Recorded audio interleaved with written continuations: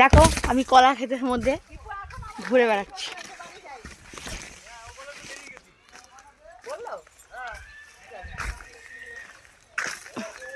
আমার কাকি দেখো টিফিন করে আর দাঁড়িয়ে আছে দেখো।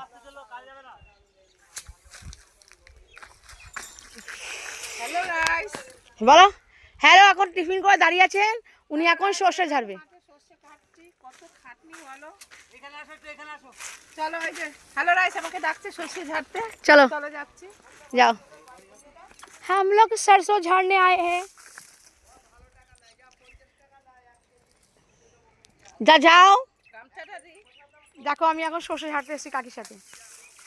सरसों सरसों सरसों সাজুগুজু করে সর্ষে ঝাড়তে এসেছি। লোকে হাসবে না? सरसों सरसों सरसों